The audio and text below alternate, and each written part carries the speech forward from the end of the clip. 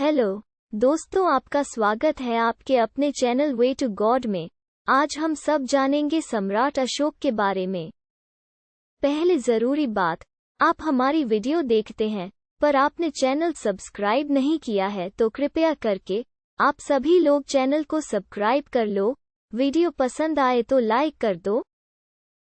सम्राट अशोक का जन्म 304 BC, संभावित जन्मभूमि पाटलिपुत्र, पटना, बिहार में हुआ था।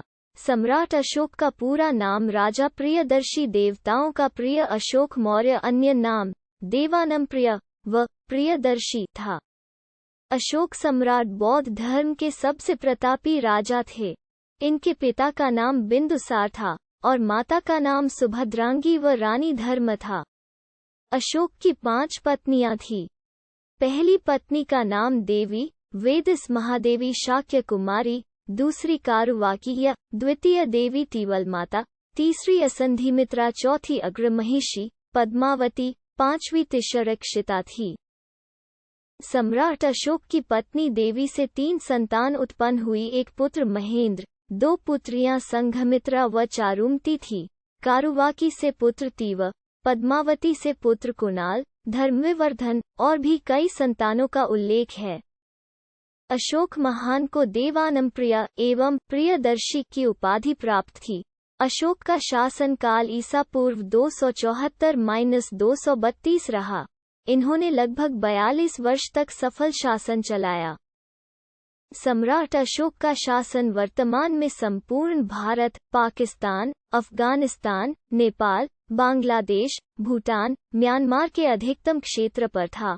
कलिंग युद्ध के 2 वर्ष पहले ही सम्राट अशोक का बुद्ध अनुयायियों के साथ अच्छे संबंध थे, जिससे से प्रभावित होकर बौद्ध अनुयायी हो गए और उन्हीं की स्मृति में सम्राट अशोक ने कई स्तंभ खड़े कर दिए, जो आज भी नेपाल में उनके जन्मस्थल लुम्बिनी में माया देवी मंदिर के पास, सारनाथ बौद्ध मंदिर बोधगया, कुशीनगर एवं आदि श्रीलंका, थाईलैंड, चीन इन देशों में आज भी अशोक स्तंभ के रूप में देखे जाते हैं।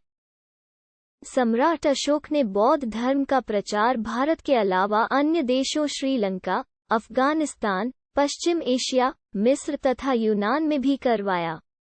सम्राट अशोक अपने पूरे जीवन में एक भी युद्ध नहीं हारे। सम्राट अशोक के ही समय में 23 विश्वविद्यालयों की स्थापना की गई थी, जिसमें तक्षशिला, नालंदा, विक्रमशिला, कंधार आदि विश्वविद्यालय प्रमुख थे।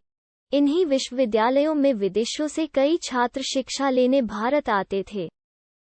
सम्राट अशोक के ही समय में 23 विश्वविद्यालयों की स्थापना की गई थी, जिसमें तक्षशिला, नालंदा, विक्रमशिला, कंधार आदि विश्वविद्यालय प्रमुख थे।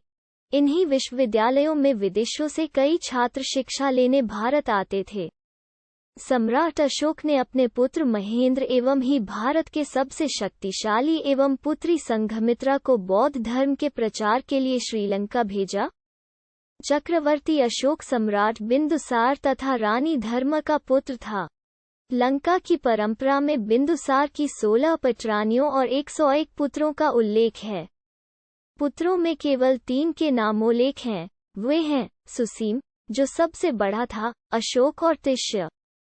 एक दिन धर्म को सपना आया कि उसका बेटा एक बहुत बड़ा सम्राट बनेगा। उसके बाद उसे राजा बिंदुसार ने अपनी रानी बना लिया। चूंकि धर्म क्षत्रिय कुल से नहीं थी, अतः उसको कोई विशेष स्थान राजकुल में प्राप्त नहीं था। अशोक के कई सौतेले भाई बहनें थे। बचपन में उनमें कड़ी प्रतिस्पर्धा रहती थी। अशोक के लिए कहा जाता है वो बचपन से सैन्य गतिविधियों में निपुण था।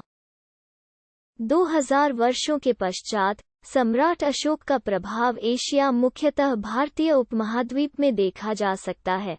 अशोक काल में उकेरा गया प्रतीकात्मक चिन्ह, जिसे हम अशोक चिन्ह के नाम से भी जानते हैं, आज भारत का राष्ट्रीय चिन्ह है। बौद्ध पंथ के इतिहास में गौतम बुद्ध के पश्चात सम्राट अशोक का ही स्थान आता है। सम्राट अशोक महान सम्राट है। सम्राट अशोक को चक्रवर्ती सम्राट अशोक कहा जाता है, जिसका अर्थ है सम्राटों के सम्राट, और यह स्थान भारत में केवल सम्राट अशोक को मिला है। सम्राट अशोक को अपने विस्तृत साम्राज्य से बेहतर कुशल प्रशासन तथा बौद्ध धर्म के प्रचार के लिए भी जाना जाता है। अशोक को अभी के समय में कुछ कोएरी जाति के लोग अपने कुल का बताते हैं। कहा जाता है कि कलिंग युद्ध ने सम्राट अशोक के हृदय में महान परिवर्तन कर दिया। उनका हृदय मानवता के प्रति दया और करुणा से भर गया। सम्राट अशोक ने युद्ध क्रियाओं को सदा के लिए बंद कर देने की प्रतिज्ञा की। यहाँ से आध्यात्मिक और धर्म विजय का युग आरंभ हुआ। उन्होंने महान बौद्ध धर्म को अपना धर्म स्वीकार किया। शुरुआत में अशोक बेहद क्रूर थे। यह भी माना जाता है कि सिंहासन हासिल करने के लिए अशोक ने अपने सौतेले भाइयों की हत्या भी की थी। इसी का परिणाम है कि उन्हें चंड अशोक भी कहा जाता है, जिसका अर्थ है क्रूर अशोक। अशोक ने अपने पड़ोसी राज्यों में अतिक्रमण करने का कोई मौका नहीं गंवाया, लेकिन कलिंग युद्ध और उसमें मिली जीत को सम्राट अशोक की आखिरी जीत माना जाता है। यह माना जाता है कि दोनों ही पक्षों से 1 लाख से ज्यादा लोग इस युद्ध में मारे गए थे। कई लोग बेघर हो गए थे। इस बर्बादी को देखने के बाद अशोक ने घोषणा कर दी थी कि वो अब युद्ध नहीं करेंगे। इससे ही उनकी नीति में बदलाव आया। उन्होंने अपने राज्य को अच्छा बनाने के लिए प्रयास किए। बौद्ध धर्म को अपनाया। सम्राट अशोक की मृत्यु लगभग 237-236 ईपू में पाटलिपुत्र बिहार में हुई थी। If you liked the video, don't forget to like, subscribe and share.